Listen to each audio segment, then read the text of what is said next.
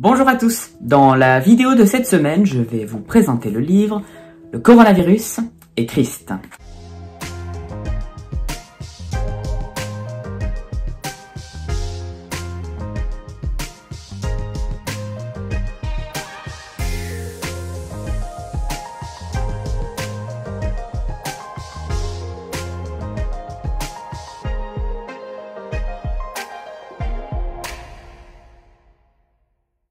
Le livre « Le coronavirus et Christ » a été écrit par John Piper en mars 2020, au début de la pandémie mondiale de coronavirus.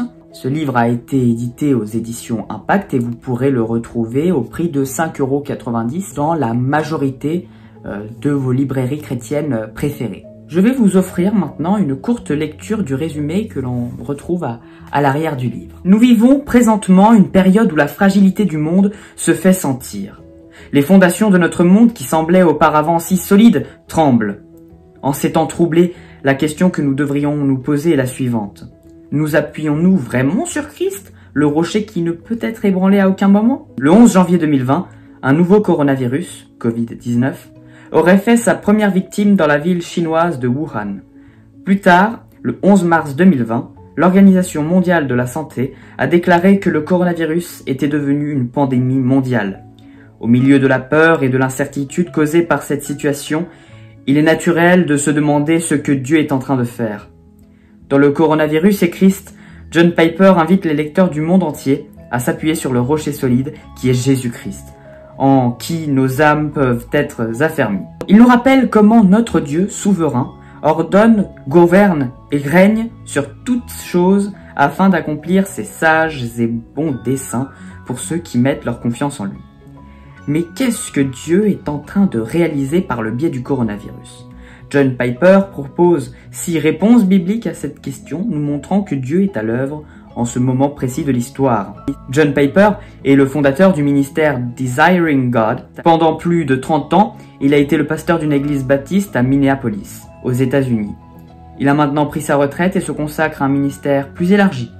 Il est l'auteur de nombreux ouvrages, dont plusieurs sont traduits en français. Alors, qu'évoque ce livre? Eh bien, dans ce livre, qui a été écrit donc au début de la pandémie mondiale, l'auteur expose une problématique claire et bien encadrée, à savoir, nous appuyons-nous vraiment sur Christ, le rocher qui ne peut être ébranlé à aucun moment? Sa réponse à cette thèse qui est donnée est divisée en 2 parties, à savoir donc la première qui est définie ainsi, Dieu qui règne sur le coronavirus, qui fait donc accent sur la souveraineté de Dieu, et puis une deuxième thèse, que fait Dieu au moyen de cette pandémie, qui se centre donc, par conséquent, sur le message central de cette pandémie actuelle. Dans ce livre, John Piper invite l'ensemble de ses lecteurs à poser le fondement de leur vie sur Jésus-Christ, le rocher des siècles, inébranlable, pour la simple, juste et bonne raison que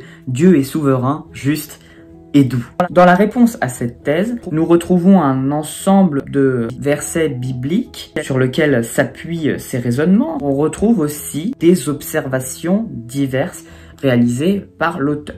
Comme évoqué précédemment, la seconde partie de ce livre, la seconde partie de réponse à la thèse exposée, est dédiée au message de Dieu dans cette pandémie. Le livre est conclu par une prière et d'ailleurs c'est la première fois que j'observe une prière en guise de conclusion à la fin d'un livre et je pense que pour moi c'est la meilleure façon de terminer un livre. Pour conclure cette vidéo, je vous donne mon avis sur cette œuvre. Sachez que je vous recommande pleinement la lecture de cet ouvrage, bien évidemment. Ce livre apporte des réponses à des questions que nous nous sommes posées dans cette pandémie. Peut-être pas tous, mais une bonne partie des chrétiens du monde, quelque peu poser des questions. Et ce livre apporte des réponses concrètes.